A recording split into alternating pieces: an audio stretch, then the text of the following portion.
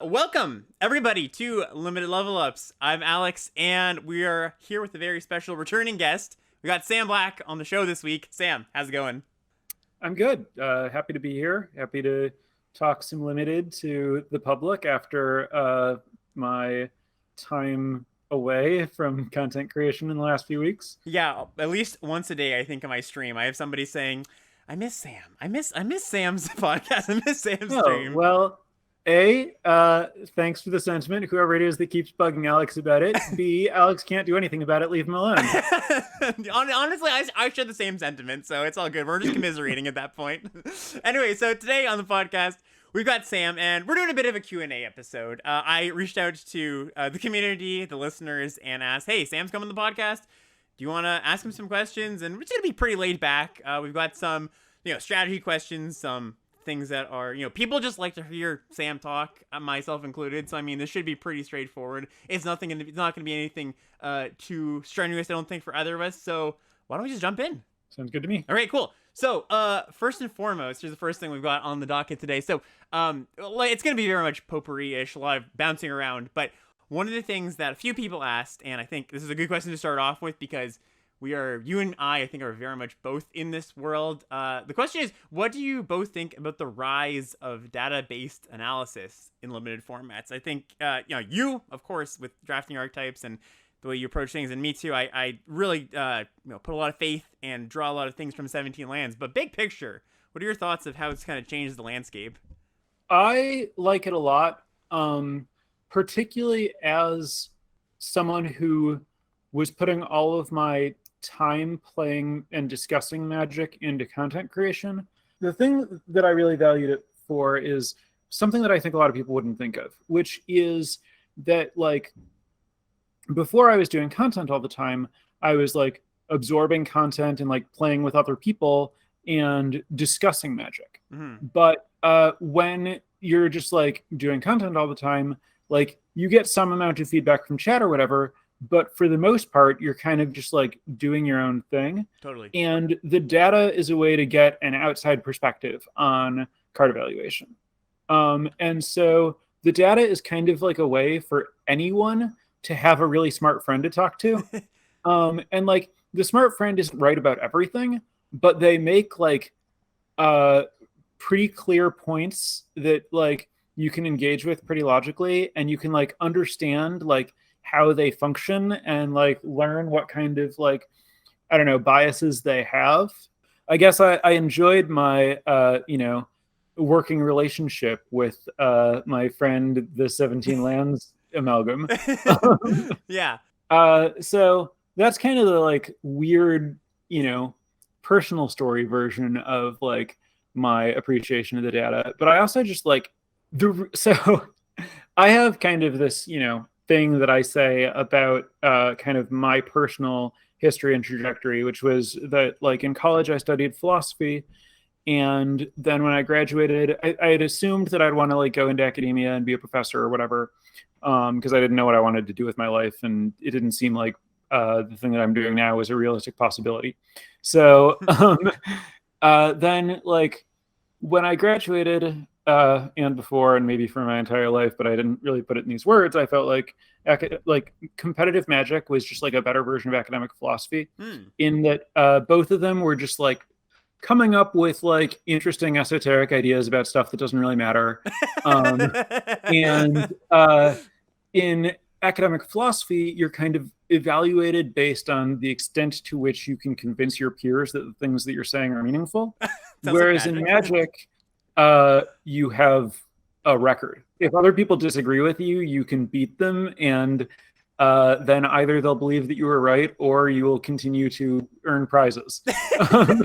And I really appreciate like having that concrete evaluation, like evaluative method, like being able to do actual science. I always feel like my drive in Magic is just to like discover truths about Magic. And limited is really complicated, and so like you might be able to win, but it doesn't mean that you actually know what's right. Another thing that I talk about is how Magic is about local maxima.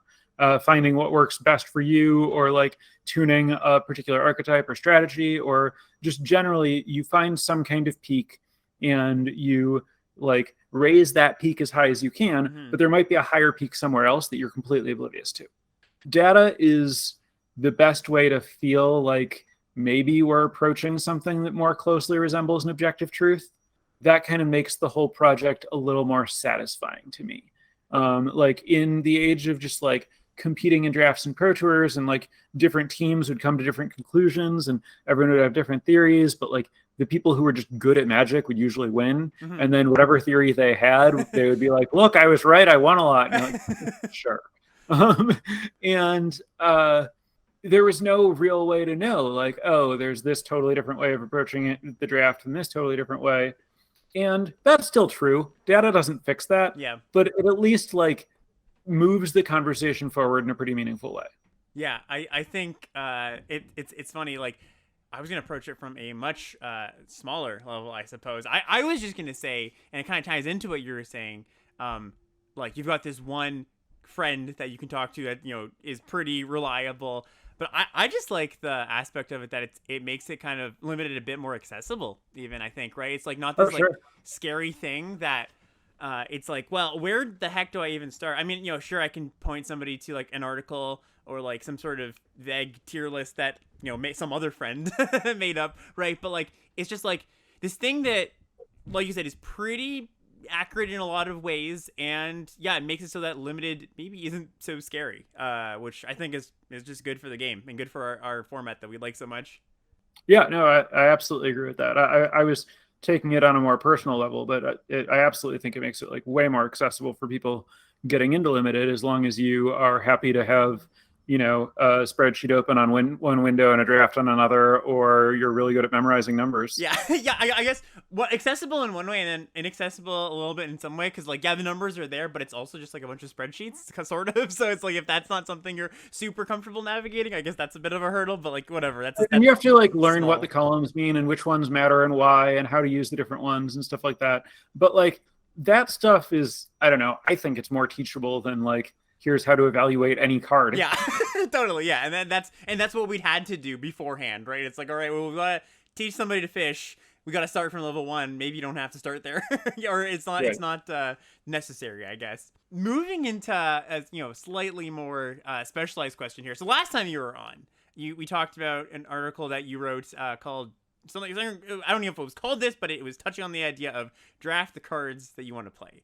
Right. And yeah, I think that's about one word off from the actual title, I believe. Right. Okay. So yeah, I was close. And it's basically just, correct me if I'm wrong, if there's some nuance I'm missing here, but it's basically saying in the draft, never take a card that you just like couldn't imagine putting in your deck, right? Just like at least take something that you're like, oh, I have some use for this, whether it be, well, like I could see it fit in my current deck, or like if I pivot, I could use this card. Like you're on the wheel pack. Take a playable card rather than a unplayable card, a green unplayable card, even though you're looking to be green-red. Take a good blue card. Yeah, the only way I would amend it is I would be sure to account for people with more vivid imaginations. Yeah. So I wouldn't say, like, don't take a card unless you can imagine playing it. I would say the point was don't take a card unless you want to play it. Mm-hmm. There are a lot of, I don't speak letter grades, whatever the letter grade that people assign to cards that, like, you don't want to make your deck, but sometimes they do because your draft didn't go well or whatever.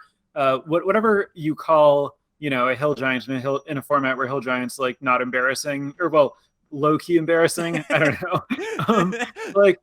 I think a really good example for anyone who was playing back then, sorry, it's not a little bit more recent, was like the Ikoria, the common cycle of dudes where you could put an ability counter on them when they came into play. Mm-hmm. Yeah. I think all of those were like pretty bad to have to put in your deck, but I played against them more often than I should.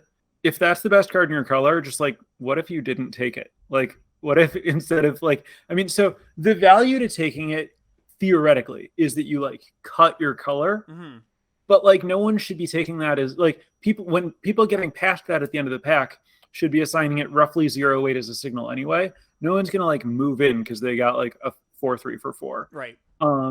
So like, I don't think the like, oh, I'm just going to take a card in my color to signal is valuable. So then the other reason that people do it is they're like, well, if I end up short on playables, I can play this. But like in Magic these days, you just don't end up so short on playables that you not only have to play a card of that quality, but if you don't take that one, you won't have another like one that's just as good that you can play instead. Yes. And the only way that you end up in a spot where you have to actually play cards that bad is if you spend picks on them.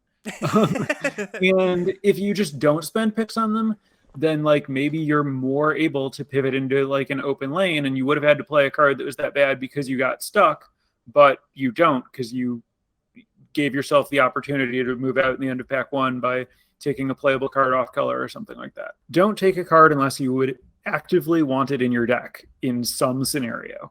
Yeah, and so the reason I bring this up is somebody asked, they were said that, first of all, this has been super helpful, just like thinking about that. When you were on the podcast, they were like, that was, awesome, has really informed all my drafts. They were saying, though, they feel, and this ties into your whole idea of like, oh, maybe I'm going to be short on playables, or that's like a fear that some people have.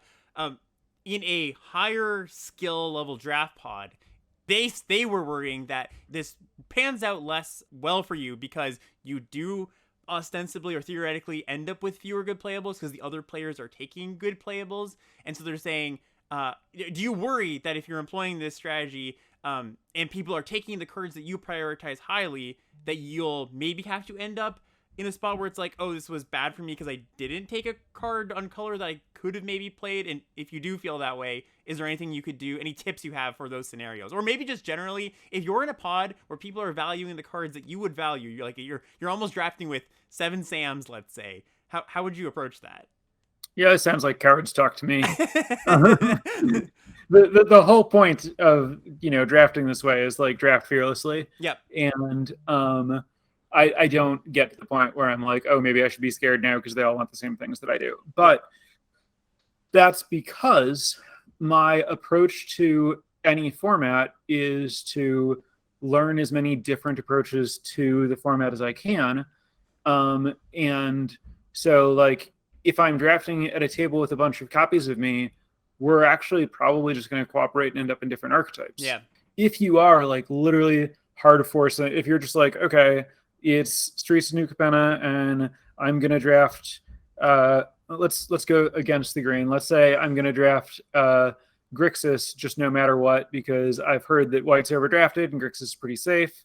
And so I'm just going to Grixis no matter what. I'm sure that if I'm Grixis, the people I'm passing to will be happy to go into White. So I never have to worry that I'm at the wrong table and everyone's going for the thing that I'm going for. And so this is just the only deck I'm going to know how to draft. I'm going to draft it every time. It's almost always going to work. And if there's like a bad Grixis card, I'll just take it to plant my flag. Mm-hmm.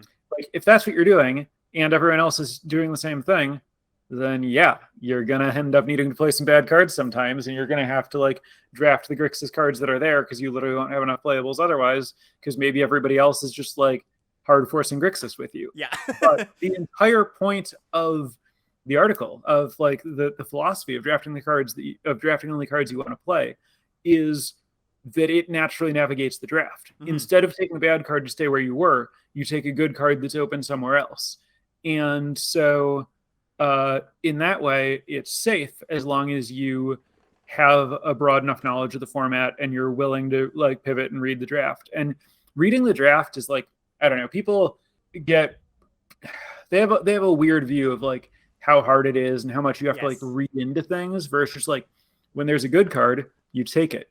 That's reading the draft. I think this, you and me are like so on the same page with this, and just the way we approach when somebody asks a question like this. It's like it would be like pick 7, and then there'll maybe be like a good green card, and you're not touching green. It's like, do you view that as a signal? And it's like, I don't think it matters that much.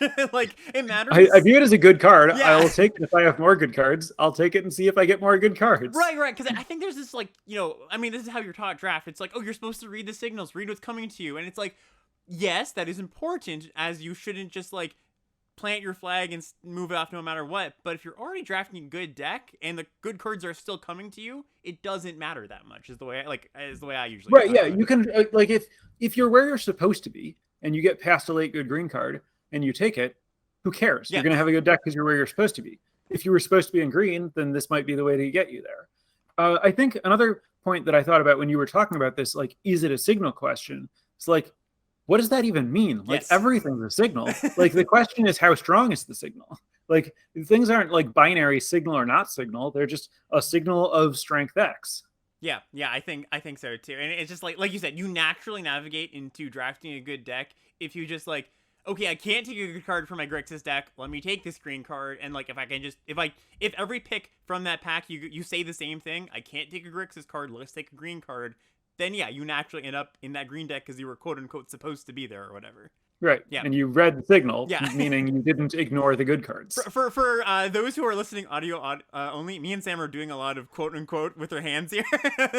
I think you can hear them if you're listening. Okay, so zooming out a little bit here, maybe tapping into your game design brain here. We've got a few questions in a row that might touch on some similar topics.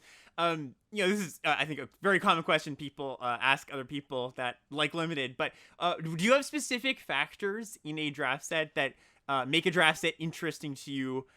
Color balance, how much fixing there is, splashing. Do you like bombs versus no bombs? Is there anything else that that did not cover that interests you as good in a draft format, that makes the draft format good and interesting? I like color balance. Mm-hmm. I think that it is bad if it's correct to never play a color, because I like another one that wasn't mentioned that's really big for me is I tend to enjoy deeper sets.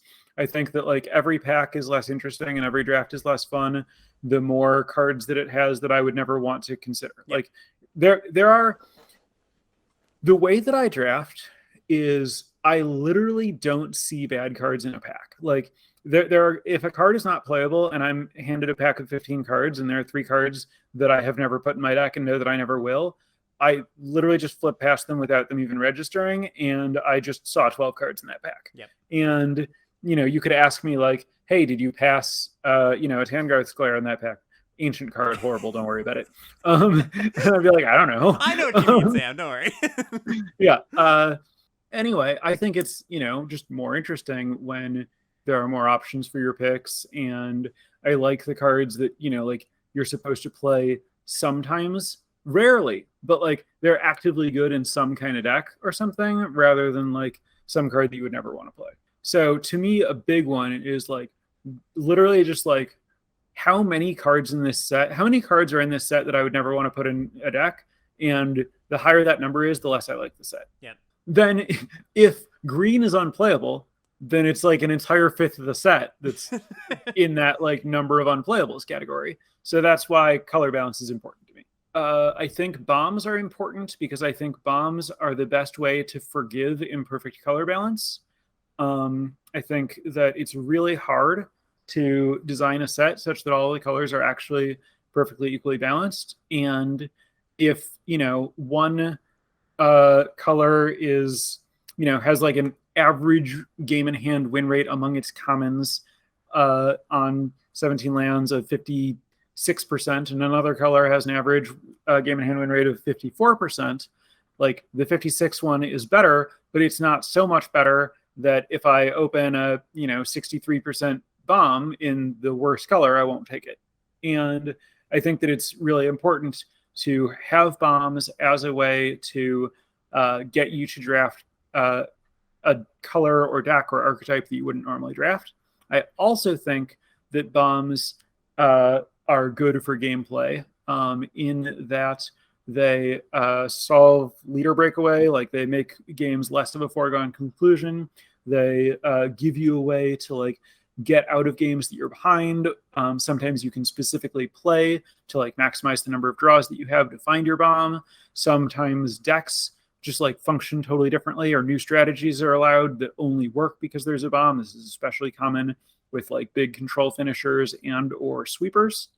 And I also think that it's really fun to beat bombs. I think that people really underestimate how often people play a bomb and lose. Mm-hmm. Sometimes both players play a bomb. Sometimes both players play 2 bombs. Sometimes someone plays a bomb, but their opponent curved out. Like there are a lot of ways that you lose games where you drew a bomb. And beating them is fun. A lot of the best stories about like, here was a successful game that I played or a deck that worked right involve, and then I beat this, and this, and Yeah. it was awesome.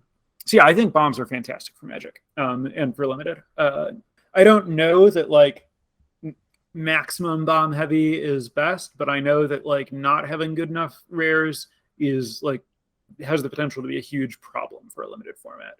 I also think that not all bombs are created equal, and there are some that are like, more fun, less fun than others. I think it's like cool when they want to be built around in some way or enable some weird archetype or are beatable or whatever. They're not Dreadfeast Demon. Yeah, but I mean, I've had some really good experiences in games with Dreadfeast Demon. True. Like You one of my beat it in actual like highlights in the Arena Open. There was a game you posted. You actually beat one. I think that multiplied like 20 times or something. Yeah, and Yeah. I beat it without using any rares. Yeah. And it was like one of the best experiences I had in that format. So like I'm even when I say like not all rares are created equal, like Tetsamok comes to mind as being like particularly heinous, like really, really strong, really, really demoralizing. Like your opponent shows it to you and you're like, well, I guess I hope you never draw your sixth land because otherwise nothing I've done in this game matters. Yeah. But like even a couple of the like I don't want to play a limited format where like most games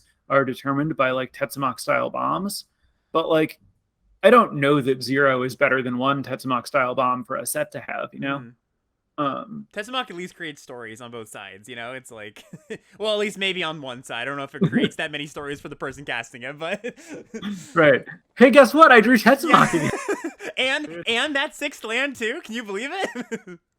Yeah. To your point, actually, about the two things you said about more cards mattering and just there being bombs and colors that kind of forgive some color imbalance. Have you gotten a chance to play? I know you've been very busy lately, but any of the Alchemy SNC? Oh yeah. Just that I had a lot of bombs. I think the format probably had too many bombs, but like I won a lot because I had a lot of bombs myself. I lost to people who had the exact same bombs, I think.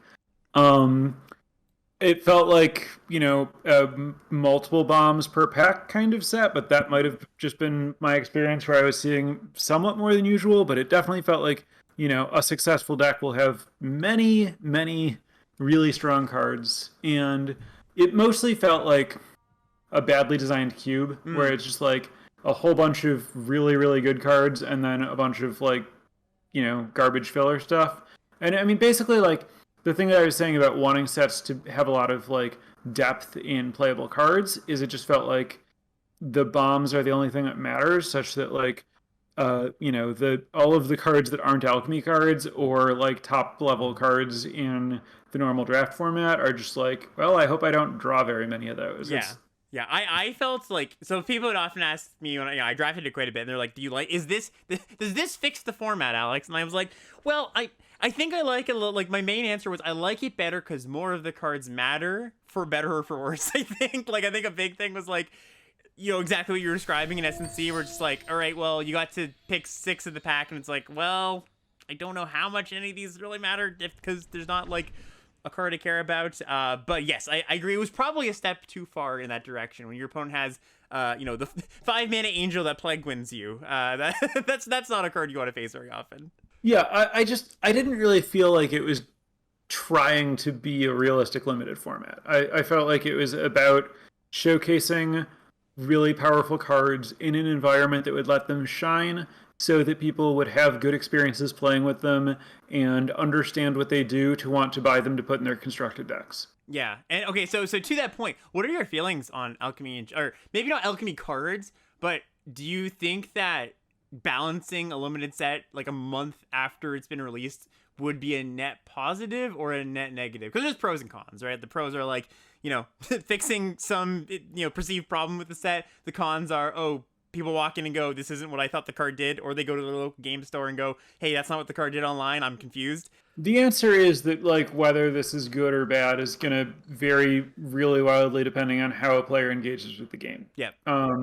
Like, is it good to, like, for me, would it be good if they released like an alchemy version of every set where they like tweaked the cards to like fix whatever problems they thought the format had? Probably, but it would also probably be good for me if they, tweaked a draft format by like changing half of the cards to have different text completely at random so that it was like playing a new set. Yeah. Um, so like as far as like, you know, does it feel better? Like, do I want to play like a fixed, perfectly balanced limited format? Like, I don't know. I, I don't have the experience of like how different that feels. And I don't know to what extent it's like, I don't know how much magic there is in just like, this is, pencils down the set that like they put out, and then let's like see how good of a job they did balancing it, and let's see if we can find the holes and stuff like that. But Hmm. I don't know. I mean, cube is kind of inherently the opposite of that, right? Like the idea is that like usually the person who owns a cube will like tweak it by a few cards after, each draft if it's like a cube that they're designing, and they're kind of always trying to fix the problems with it, and like playing a cube that's been kind of like, lovingly tuned with a play group where it's just like, oh, no one in this play group liked this card, so we cut it, and now the cube serves the playgroup better, like that leads to a pretty good environment. So it's easy to believe that the like end game of the format where they keep trying to make it better, like it's hard to argue that it wouldn't get better. Yeah. But I mean, certainly if you are someone who, you know, plays once a week and wants the things that you learned from a month ago to continue to apply, or if you're someone who like is playing online to practice for paper events or whatever, then it's going to be really bad for you if the cards online change. Do you think, in the grand scheme of things, like a lot of these ideas are coming from, in very enfranchised Magic players are like, oh, it would be good to, get shake up the format for the 2 months. Like, how important do you think it is for R&D to like get it right, get a limited format right? Like, does that matter? Uh, in the grand scheme of things, is a wild question. I mean, So, yeah, you go grand enough and nothing about Magic it's a matters. very lenticular, phrase. Yeah. Like, does it matter for who? Does it matter for the enjoyment of limited players? Does it matter for Wizards' bottom line? Does it matter for, the good of humanity? Like, I don't know. Probably note all of these. Yeah, yeah.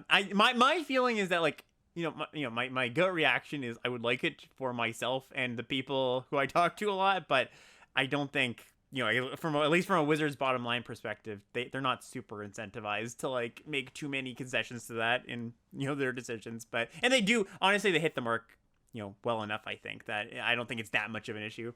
Yeah, no, I certainly don't feel like Wizards would be better served by investing more resources than they're currently investing into limited, right? Like, Yep. I think that, the last 5 years of limited have been, you know, probably better than any other particular 5 year stretch.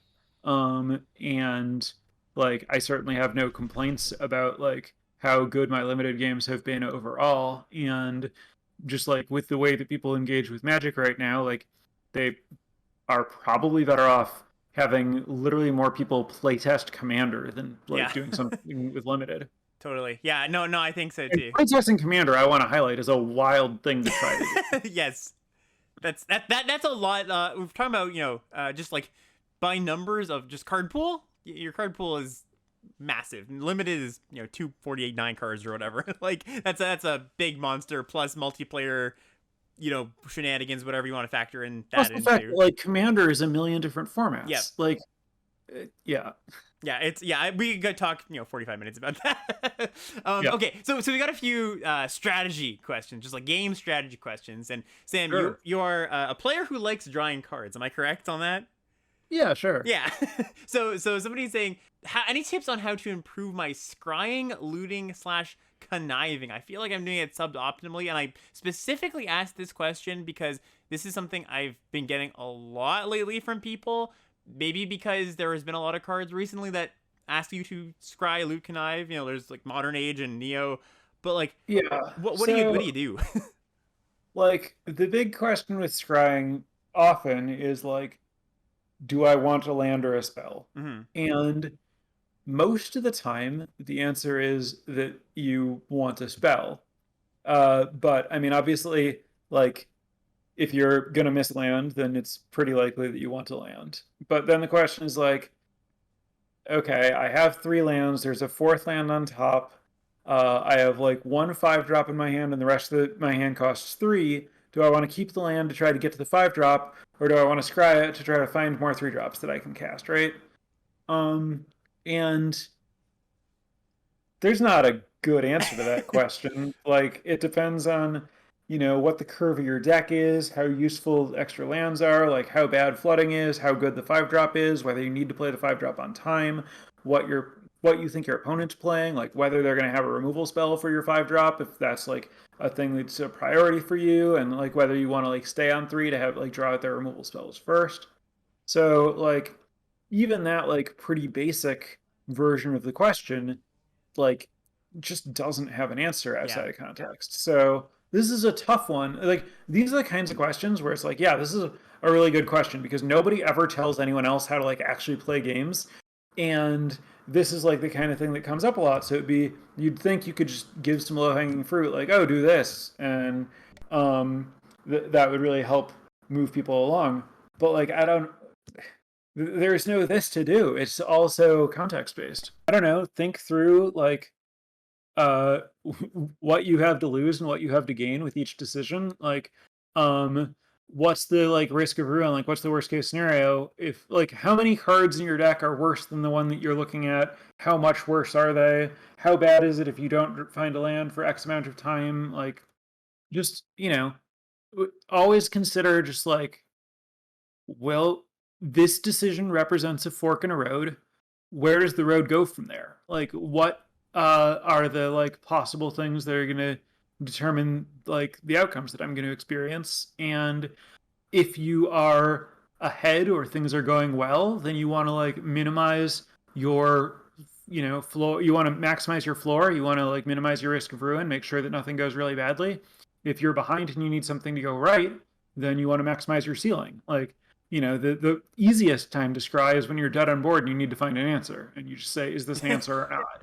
Yeah, I think that like you said, it's a very super contextual thing. Like if you're the answer to the question is going to differ in every single game state that I could show you. I think you covered it in the broadest terms as well as you possibly can here. My one addition to that would be based on the questions I get from people when it's like, oh, I wouldn't have done made that scry decision. Why did you do that? Or just like from what I've seen is I think people tend to keep spells on top, even though those spells won't help them necessarily because they are afraid of drawing an additional land, right? It's just like, well, that's better than a land. I guess I'll keep it. When like a lot of times, just shove it that, 3 drop. Right. Well, you also want to think about the fact that, like, yes, maybe you'll draw a land instead, but you were going to draw that land next turn, the Yes. following turn anyway. And so, like, the question is, if the game's going to go on for a while, is this card better or worse than like the next deepest spell that I would have gotten to? Yep.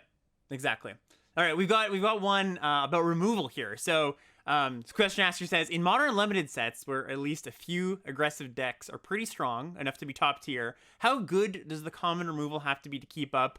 Looking at you, Murder, but even some primo cards like Strangle can struggle if their decks can't box. Looking at red, green, and SNC, is how good a removal spell mostly a function of how good the aggressive cards are, and like if the aggressive cards are really good, then theoretically the removal spells get a bit worse lining up against them. Like a 3-drop does not line up against a 2-drop threat, or is it more a factor of like how many how many value creatures there are in the format? If there's more overseers, the removal gets worse. It's a combo of all of those things, I would say. But what are some of your thoughts on that? My thoughts are that not all removal is created equal in Yeah. a really meaningful way to this question. There's like removal that's designed to answer bombs, and there's removal that's designed to keep you alive, and they're totally different. Like murder and strangle are good against really different cards. Like the more you're worried about just losing to your opponent's 2-drop, the more you want like the cheap damage based removal, like red removal that's gonna like keep you alive. The more you're worried about like, oh well, the format has a bunch of like bomb creatures that I need to deal with, maybe like 4 of them have like shield or whatever, the more you need like removal that costs 6 mana and exiles Yeah. something. um so I think that like lumping removal is like a pretty big mistake when asking like this kind of question about like what you need and how valuable it is.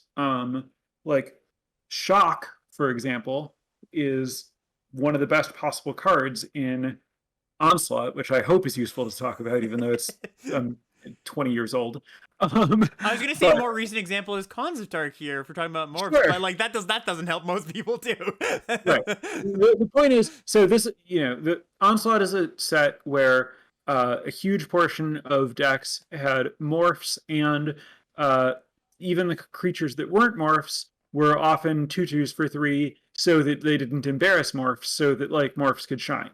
And in a format where all the 3 mana creatures have 2 toughness, Shock is king. But like, not only is Shock like king because it kills all the 3s, but because it costs a single mana, and there are so many plays that cost 3 mana, it means that you can double spell on 4 with kill your 3-drop and play another 3-drop. So you get way ahead, or you can, if they're on the play, you can kill their 3-drop and then play your own, and now like you're ahead on board. And so like Shock was just like a million times better than it is in like any other format. But if there are, if like a lot of creatures have 3 toughness and the stuff that you need to kill is bombs, and creatures are generally good at blocking, like say they're just like a lot of 2/3s. So like most of the small creatures don't really matter. You're not really like in jeopardy with your life total. And you just need to be able to like answer the first like 5 mana rare your opponent plays. Then like Shock is garbage, and you want like 4 mana exile a creature, which is like not very good if everything is just about morphs potentially. Mm-hmm. So I think that trying to lump removal, in conclusion, the thing I said at the beginning, don't try to lump removal while ignoring the cost and effect of the removal spells.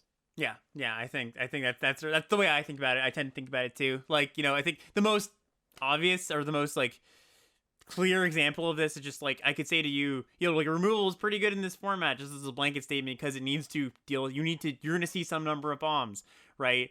I mean, that still doesn't mean that like some theoretical like 7 mana removal spell is a card you often want in your deck, right? Like even then there's context there. So it's like, and when you say removal is good because you need to deal with the bombs, it's like, well, what about like the 3 mana or 2 mana sorcery, deal 2 damage to something that has upside like casualty or whatever? It's like, well, does that deal with any of the bombs? No. Okay, then it's probably not what I was talking about when I said removal is good. Exactly. Yeah. In conclusion, once again, context matters. Okay, some Sam-centric questions here. We got some opinion questions. What's your all-time favorite limited brew? Because I think when people think of Sam Unlimited, they often do think of brews. 5-color Stream of Thought Control in Modern Horizons, or Dimir Curves in Strixhaven, or two. I think of the 2 most popular ones. But do you have either one of those 2, or one that maybe doesn't come to people's mind? I mean, so I'm really bitter about the Stream of Thought one. I want to be able to say, just because of like the situation and the stakes and like the originality of it and everything, like, and then like doing it at a pro tour and like almost having a lot of success with it, makes me want to say that. But that almost is a big deal. Everything was going right. I felt really good about my draft and my deck in the second draft, and then I just lost all of my matches. Right. And it was like they were close. I drew really badly. There were like some minor flaws that the deck. So every version of that deck had some Achilles heel. Like you couldn't get all of the pieces. And then my experience like learning the deck was just like figuring out like which weaknesses hurt you most. And that deck definitely, like, I had almost everything I wanted, but it had some major flaw. I think it like didn't have enough actual card draw or something. So I don't know. On the one hand, I'm like frustrated that I wanted it to be this perfect story, and it just wasn't, because I didn't actually do well with it. But at the same time, like, even that frustration highlights to me one of the things that was so fun about, like, that made me want to just keep drafting that and like made it so fun is it had like a really good like roguelike quality. Like it felt like Slay the Spire runs, where like you're going for some kind of like strategy and you know which pieces you're looking for and you're gonna get most of it, but you're gonna be missing something. And like as you like check off the boxes to get all the stuff that your deck needs to do, you get like this big like, oh, I feel like a big sense of satisfaction that I like got this piece. And like just like there are a lot of different like dopamine hits in terms of just like, all right, I saw this card, I'm almost completely sure I can table it, but I'm still just like anticipating, like waiting to see if it comes back, and then like pumping the fist when it does. Yeah. And like the whole experience was just like it made the draft so fun. Just the like concept of drafting 2 cards per pack, where you're like, this is the card I'm going to take now, and this is the card that I'm going to take when it wheels, because I know it's going to wheel. And um then like the panic when you're like wrong about one of those, and you're like, oh no, is someone else doing the thing that I'm doing? Is this just going to be a complete train wreck? And then like, okay, things are going well, I've tabled all the stuff that I want, but if I don't see a card that does this, then my deck's going to have a major problem. Okay, what can I find that might like slot in for that kind of effect to like solve this major problem that I'm going to have? It presented so many. There's no way that it's not this deck. I was gonna say, like my follow up was gonna be, so it's this deck, right? Yeah, I mean, Yeah. like, given like when I'm just like thinking about it, I just like compose this like love letter to drafting this deck. There's no way. It's got to be this one. Yeah. Is there any? So like those are the two like big, I think, like publicized big brews that I think of when I think of you, and at least from the content I consume from you. Do you have anything that like aren't those two? Maybe like in the past decade and a half or so, or I mean could be further back. One that maybe people don't know about as much about.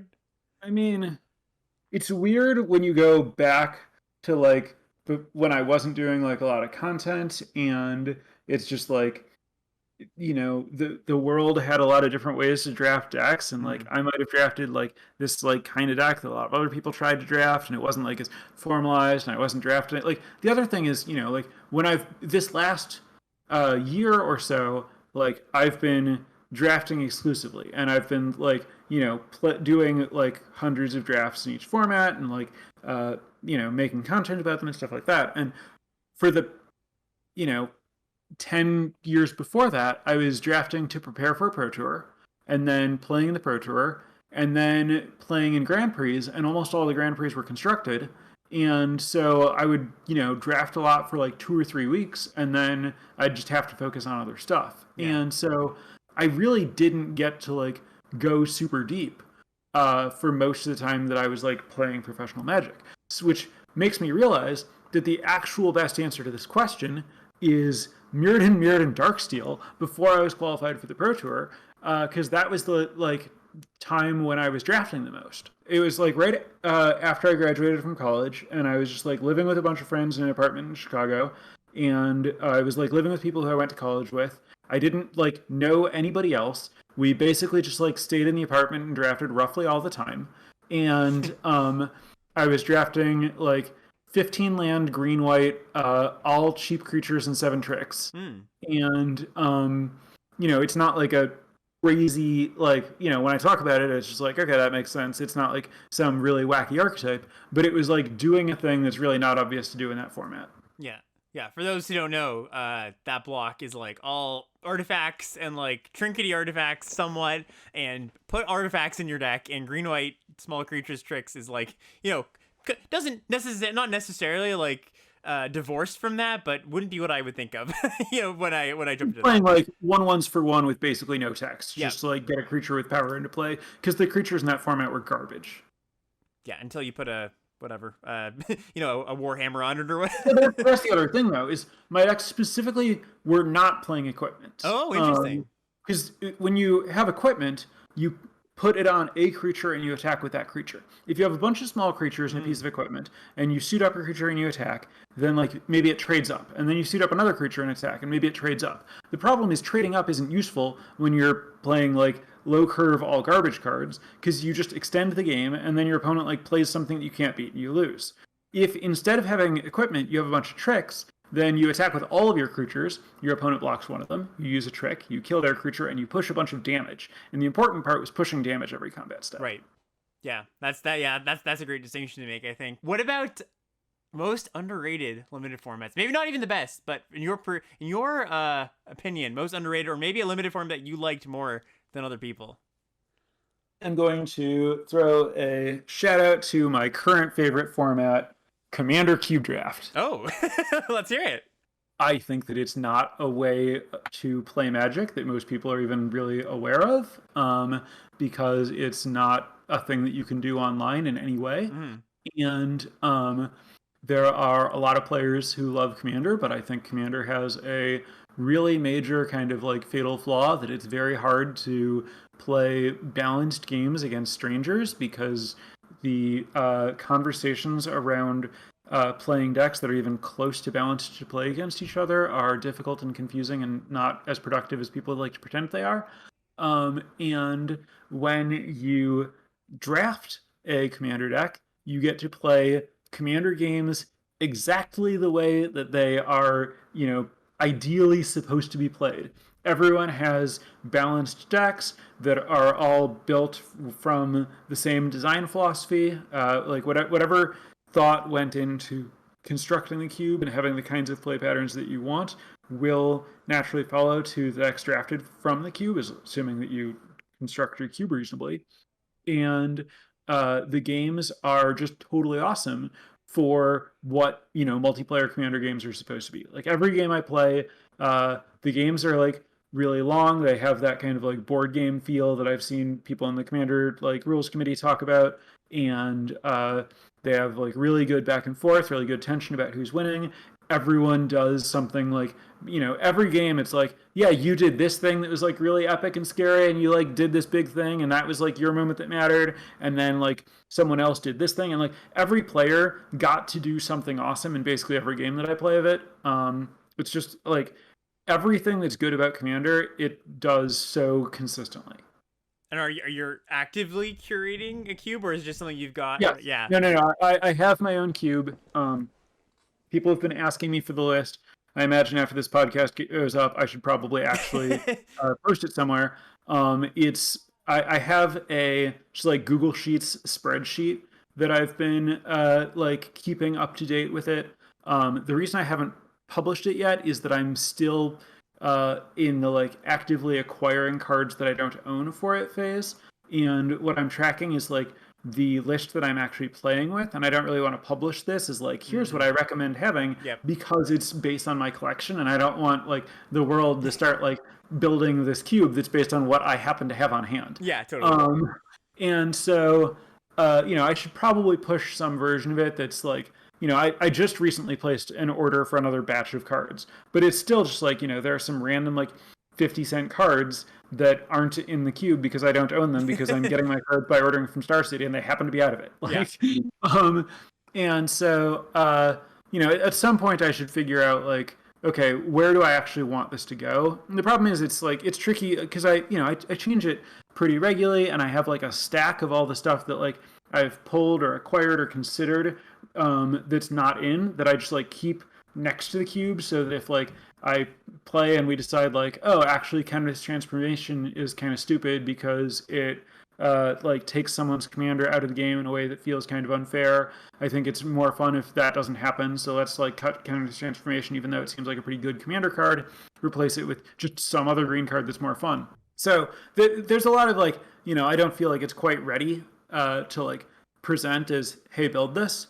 But yeah, I've been working on that, playing it multiple times a week and having a great time with it. So that's regardless of whether it's true that that's what I think is the most underrated format, it's certainly the one that I want to promote most right now, and it almost certainly has to be the most underrated, just because like people literally don't know about it, and it's great. I mean, it sounds great to me, and we have a bunch of people in chat currently asking about it. So I mean, it sounds underrated to me.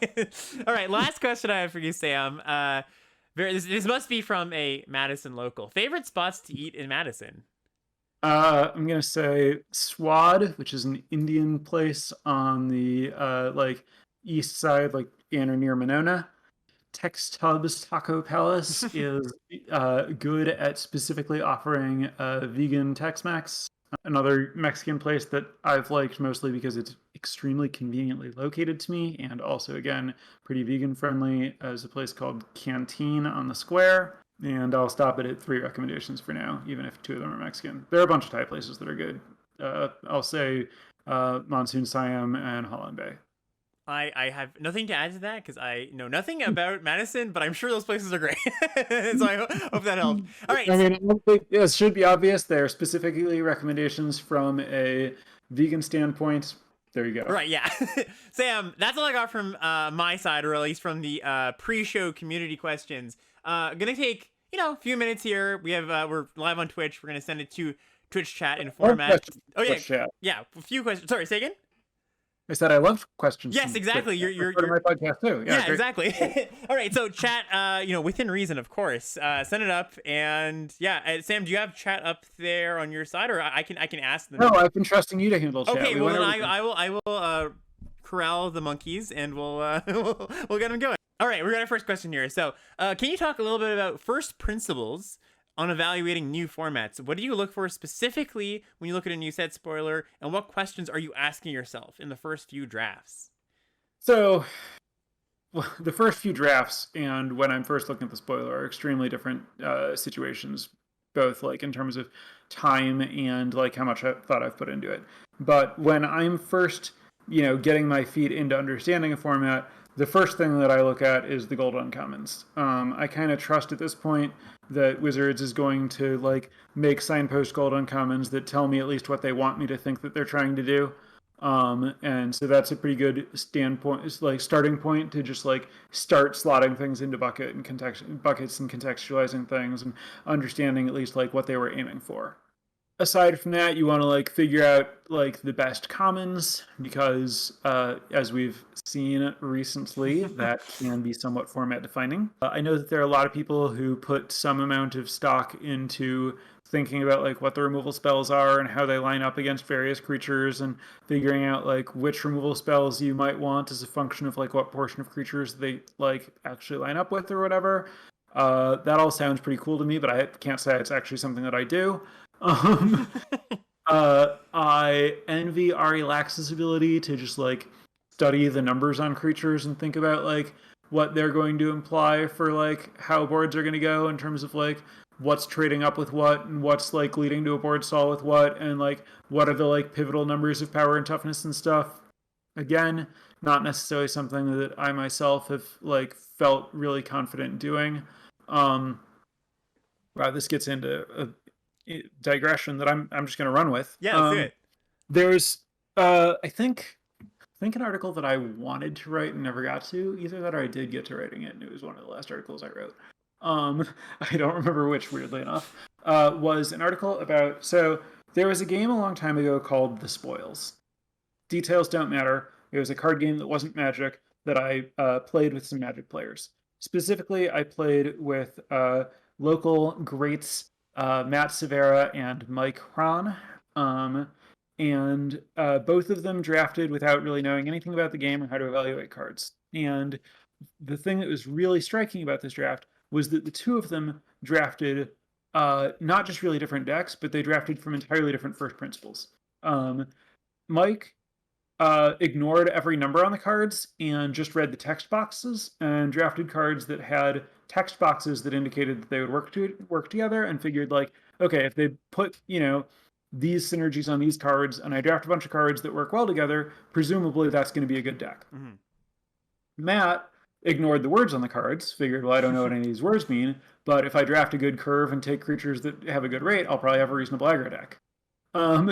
And both of these were coherent strategies to end up with like a playable deck that's good at doing the thing that you would expect to be doing from there.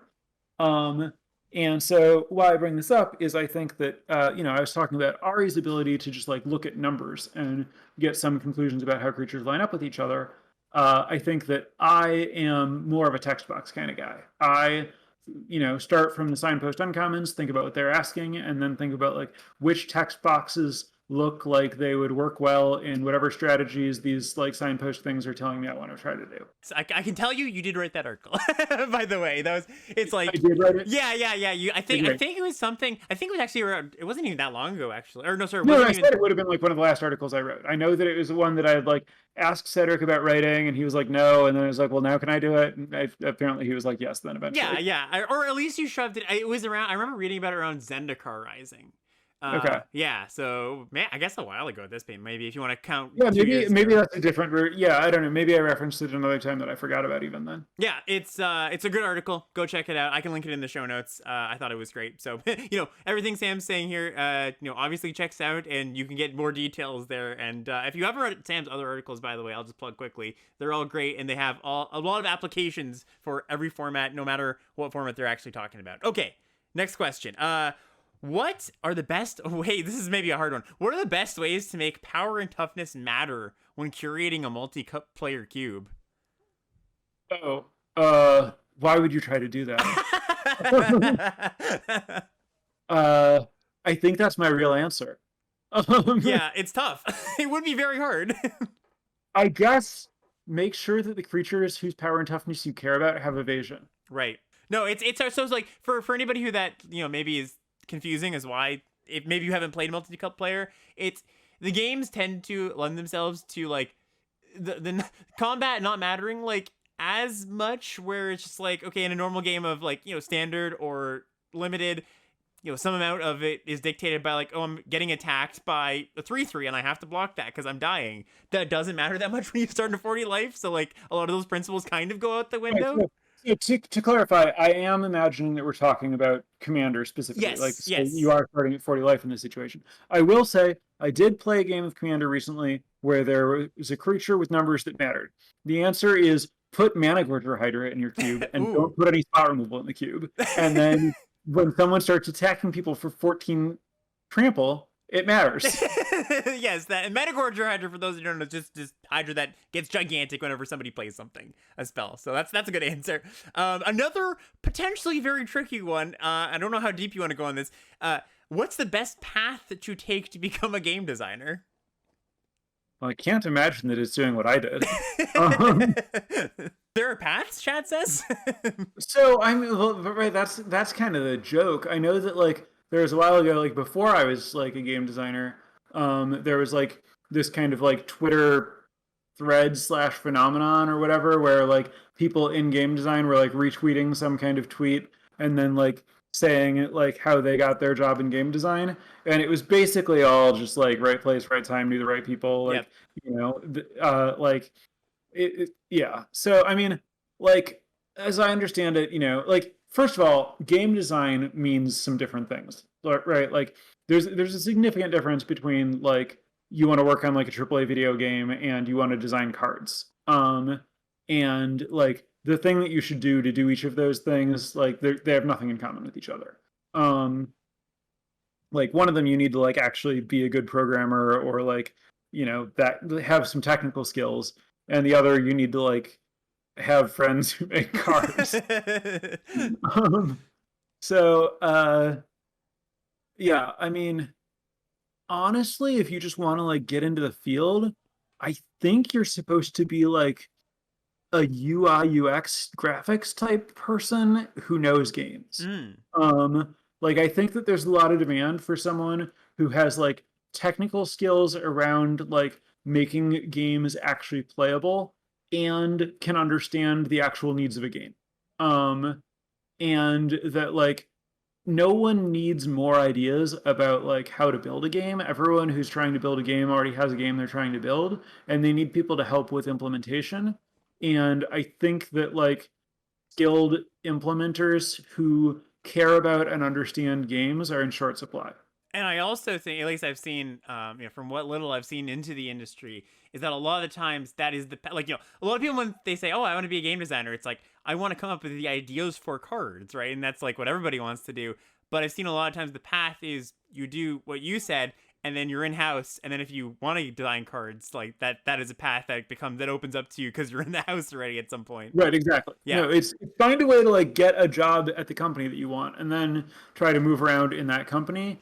And I think that, like something along the lines of what I'm saying, like find somewhere that, the company is going to want you for some kind of skill that you can have that other people don't have. And it's really hard to prove that you have skill at designing cards that other people don't have. Yeah.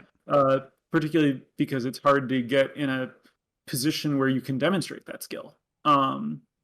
So my advice would be find a skill that can be more easily proven and demonstrated that they're going to need. Ooh, here's here's an interesting one. Not really related. Well, sort of related to one of the questions we asked. When did you decide to go vegan? Oh, I'm really bad at dates. At some point, I've been vegetarian my entire life, and I think it was largely a conversation with fellow magic vegan Magic player Ben Friedman Hmm. that convinced me. He talked about how, like for him, um, he when he like stopped eating dairy, it like cleared up some allergies, and I was like, oh, that's really weird. I wonder if that's a thing. Uh, and I used to be allergic to cats, and while I haven't been around a cat recently, I did get some allergy tests recently and showed up as not allergic to cats. Oh, So, and cool. specifically, an allergy to cats was specifically what he told me it can remove. So I guess that's a thing, Hmm. really weirdly. And yeah, I don't know. I like was just like, yeah, I'll just like try that and see how it goes, and started like not getting cheese when I go to Chipotle, and I was like, well, this is no different to me. Like the, Yeah. the quality of the burrito is exactly identical based on whether, regardless of whether it has cheese. And I just found it like way easier than I expected. Like as a kid, I don't know how much you know about like kids' palates and being vegetarian, but I think a lot of kids who grow up vegetarian rely really, really heavily on cheese. Hmm. Um, and like adults around me would call me like a cheesetarian or whatever. Like most of my meals were just like cheese on bread of some variety.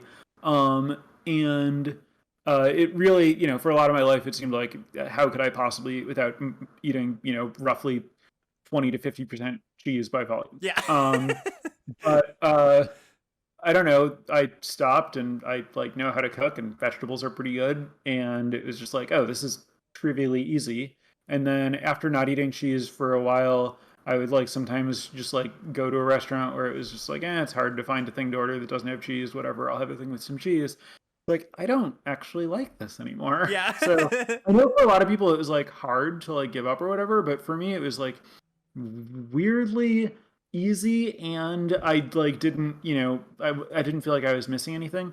These days I actually have like more like vegan cheese substitutes than I used to, and a lot of that is just like honestly it's that I got a crepe maker and I have Ooh. found it very fun to make quesadillas on it. Oh, sweet. And I was like, I should get some fake cheese so that I can make some quesadillas on this crepe maker because it's a really, really easy snack. In fact, I had it right before doing this because I had like 5 minutes to put food together. Oh, that's sweet. And it's just, I don't know, melting cheese is categorically fun. Well, we this conversation has ended in a very different place than we started, but I think that's a good sign of, of a good conversation. Sam, I am so thankful and happy that you could take the time today, and I'm sure chat is too, and everybody listening, because I will spread the same sentiment. We miss you, and I wish you all the best in what you're doing right now. I'm not gonna say I wish you were. I won't say I won't don't wish you were still doing what you're doing, but at the same time, you've already given us so much to work with, and appreciate you coming on. I really appreciate it. I like having a good chance to come on a little bit and someone to talk to. Obviously makes it a lot more fun. And I do genuinely like miss doing content. It's just there's only so much time and I have a lot of other priorities at the moment. And every now and then I'm like, maybe I could stream tonight, and then I'm like, I don't know what I would stream. I don't really want to like spend a night trying to like figure out Streets of New Capenna at this point. So little preview of where I'm at. I do plan to continue my podcast, Drafting Archetypes. I don't plan to continue it for Streets of New Capenna. For anyone who's wondering about the situation with the podcast's Patreon, um, I do intend to pause the Patreon. I don't want to charge people for a month where I wasn't making any podcasts. And then next set, I'm hoping to get back into it and draft at least enough to come up with at least some early episodes of the podcast and hopefully find enough time, get settled enough at that point to navigate everything to where I can manage to at least feel comfortable putting out drafting archetypes and maybe a few streams. I've been really busy with, managing like this cube, having people over in cube drafting. My plans tonight after recording this podcast, I'm going to start cooking. I'm going to start preparing food because every Friday I've been having a bunch of people over for like a weekly dinner party on Oh, nice. Fridays. Continuing my family's Shabbos tradition. Um, and I work until dinner time, so I need to prepare that Thursday night and then host the dinner Friday. So Yeah. that's an example of like why I'm not available some of the weeknights. But I do hope to find some windows that work to have a more than zero streams kind of schedule. I would definitely like to include that among the things that I'm doing, but it's also been really good to focus more on community and building a local scene now that I've like returned to Madison and stuff like that. So I appreciate everyone bearing with me while I kind of adjust what's going on in my life and get a good infrastructure going, but I definitely don't want to give up on the content creation long term. Yeah, and I'm sure myself and everybody else listening is happy that you're finding a balance that you're comfortable with. So that's a very important as well.